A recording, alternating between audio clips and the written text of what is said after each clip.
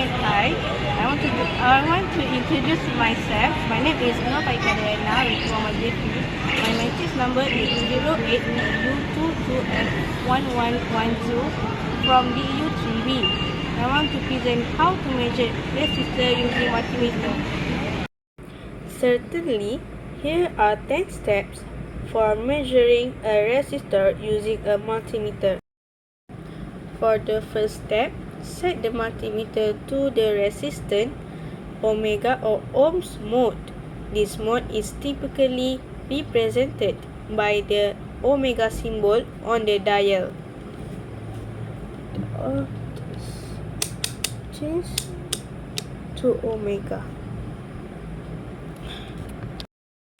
Second, make sure the multimeter leads are not connected to anything.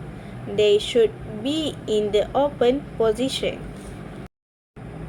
If the multimeter displays an overload or OR reading, it means the resistor has a resistance value higher than the multimeter's maximum range in the selected mode. In this case, switch to a higher resistance range on the multimeter and repeat the measurement. Then, read the resistance value displayed in the multimeter's screen.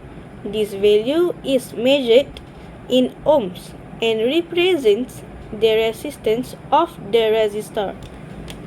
Check on the screen the value. After that, touch the multimeter red lead positive to one end of the resistor and the black lead negative to the other end. Ensure that the leads have a good, firm connection with the resistor terminals. Okay.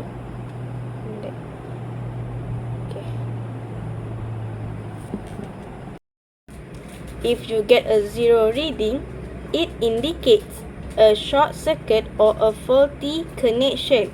So, check the connections and make sure there are no other components connected in parallel with the resistor. That's how you can measure the resistance of a resistor using a multimeter. Last but not least, after measurement, the multimeter and the resistor should be safely stored and record the value on the multimeter.